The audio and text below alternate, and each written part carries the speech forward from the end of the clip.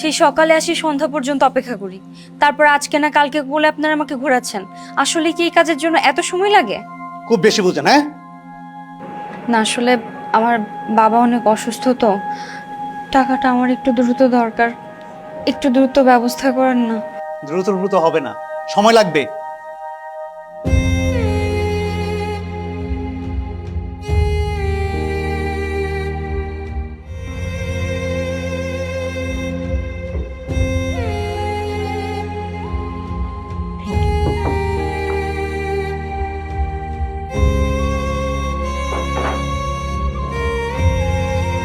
Ma'am, আমার কাজটা তো 7 দিন হয়ে গেল, আর কতদিন লাগবে?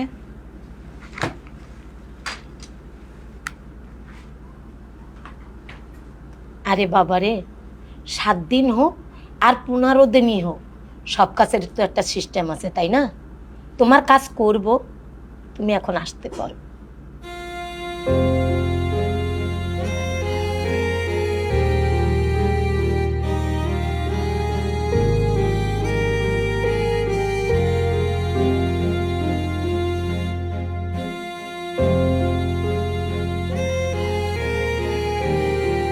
তোর কাজ হলো?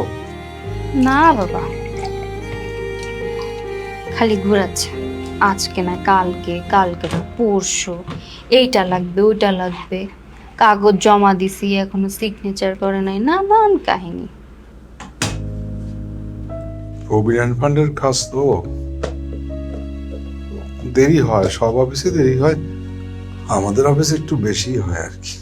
তাই বলে সিচুয়েশন বুঝবে না? হুম, আমি কোন সিচুয়েশনে পড়ে গেছি, দৌড়াচ্ছি, এটা তারা বুঝে না। আর তাছাড়া তারা আমাকে বলতেছে এই ফর্ম পূরণ করো, ওই ফর্ম পূরণ করো, সব করতেছি, তবুও ঘোরাচ্ছে। আমিও দেখি কতদিন আমাকে ঘোরাই, এ শেষ না দেখে তো আমি যাচ্ছি না। তুই মন খারাপ করিস না, ওই যে আমাদের অফিসে আছে না শুভ স্যার, হুম, ওনার সঙ্গে যোগাযোগ করিস, উনি সাহায্য করবে, ভালো মানুষ। আচ্ছা ঠিক আছে, কালকে অফিসে যে করবো না। দে।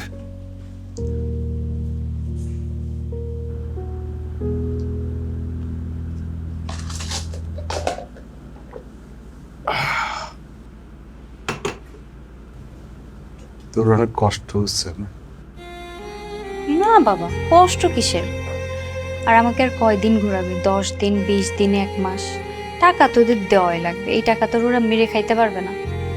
আর তুমি এসব চিন্তা করো না তো, তোমার এসব চিন্তা ভাবনা করার কিছু নেই। নাও রেস্ট করো, ঘুমাও। হুম, আমি গেলাম।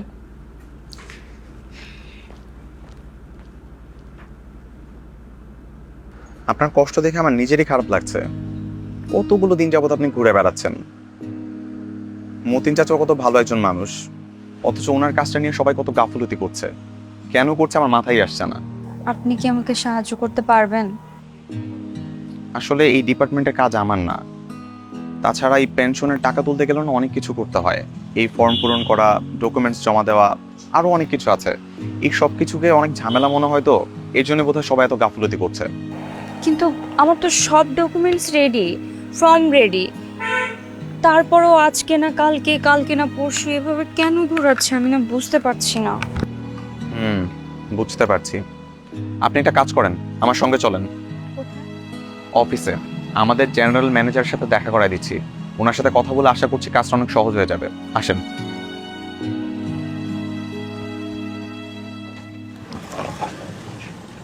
স্যার আসবো? এসো, বসো।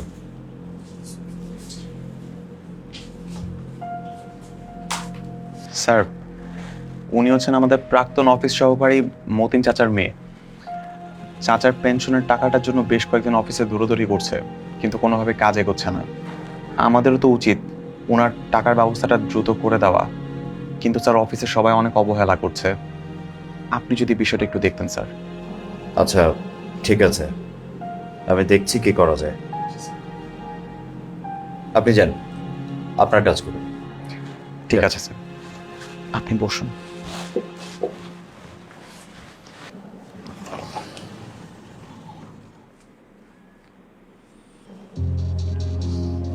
আপনি একটা মেয়ে মানুষ হয়ে এত কষ্ট করছেন আগে বলবেন না?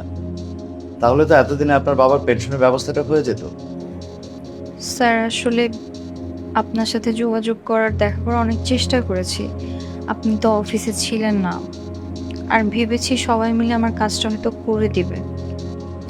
আহা, ওনারা তো কর্মচারী, আর এই অফিসের বসকে আমি। হুম, জি। আপনি কোনো চিন্তা করবেন না, আপনার বাবার পেনশনের ব্যবস্থা হয়ে যাবে। স্যার হাতটা ছাড়েন। আহা, আপনি সাহায্যের জন্য হাত বাড়িয়েছেন, আমি হাতটা ধরবো না?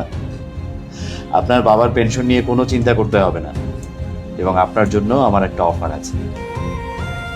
এই যে দেখছেন না চারপাশে আপনার বান্ধবীরা বা আপনার বয়সী মেয়েরা কিরকম বিলাসী জীবনযাপন করছে, সবার হাতে আইফোন, দামি দামি জামা কাপড়। আপনার জন্য আমার একটা অফার আছে। মনে করেন আপনার দুঃখের দিন শেষ, আপনি এখন থেকে আমাকে সময় দেবেন, আমার সাথে ঘুরবেন ফিরবেন, আমার বাংলো বাড়িতে সময় দেবেন, আর আমি আপনার দুহাত ভরেই টাকা দেব। রাজি? ছি! আপনি এত জঘন্য! আমি অসহায় বলে আজকে আপনি আমাকে এত নোংরা নোংরা অফার দিচ্ছেন? আমি আপনার কাছে সাহায্যের জন্য আসছিলাম, কিন্তু আপনি তো একটা অমানুষ। ছি!